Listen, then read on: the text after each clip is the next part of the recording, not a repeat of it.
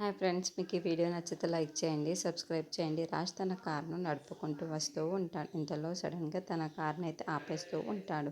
అది చూడగానే అక్కడున్న రాజు, ఏంటి సడన్గా నా కార్ని నేనే ఆపేశాను, ఎందుకో అర్థం కావటం లేదు, ఏంటో ఈ ప్లేస్ కూడా నాకు బాగా తెలిసిన ప్లేస్ లాగానే, నేను ఎప్పుడో వచ్చేవాడి లాగానే అనిపిస్తుంది చెప్పేసి అనుకుంటూ అటు ఇటు చూస్తూ ఉంటాడు. ఎందుకో నాకు ఈ ప్లేస్ బాగా తెలిసినట్టుగా అనిపిస్తుంది, అదేంటో అర్థం కావటం లేదు అని చెప్పేసి అనుకుంటూ కారు నుండి బయటికి తిరుగుతూ ఉంటాడు.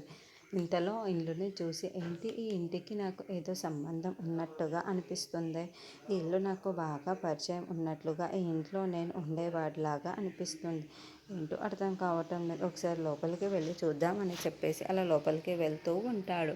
ఇంతలో అక్కడున్న రాజు, ఎందుకో నాకు ఈ ఇంట్లో వెళ్తూ ఉంటే నా జ్ఞాపకాలన్నీ నాకు బాగా గుర్తుకొస్తున్నట్టుగా అనిపిస్తుంది, ఏంటో ఒకసారి లోపలికి వెళ్ళి చూద్దామని చెప్పేసి అనుకుంటూ అలా లోపలికి వెళ్తూ ఉంటాడు. ఇంతలో అక్కడున్న కావ్య, అపర్ణ, ఇంట్లో ఉన్న వాళ్ళందరూ కలిసి క్యారమ్స్ చాలా సరదాగా ఆడుకుంటూ ఉంటారు. అలా జ్యూసులు తాగుతూ చాలా సంతోషంగా ఒకరినొకరు ఆడుకుంటూ ఉంటారు. ఇంతలో అక్కడున్న రాజు అయితే, ఏంటి ఇంటి లోపల ఏదో జరుగుతున్నట్టు అనిపిస్తుంది, ఒకసారి వెళ్ళి చూద్దాము అని చెప్పేసి గేట్ తీసి మరీ లోపలికి వస్తూ ఉంటాడు. ఇంతలో అక్కడున్న కావ్య మాత్రం ఇంట్లో ఉన్న వాళ్ళందరితో కలిసి చాలా సరదాగా అక్కడ క్యారమ్ అయితే ఆడుకుంటూ ఉంటుంది. ఇంతలో సడన్గా ఒక్కసారిగా గేటు వైపు చూస్తూ ఉంటుంది. అక్కడ నుండి రాజు రావడం చూసి ఒక్కసారిగా షాక్ అయిపోతూ ఉంటుంది.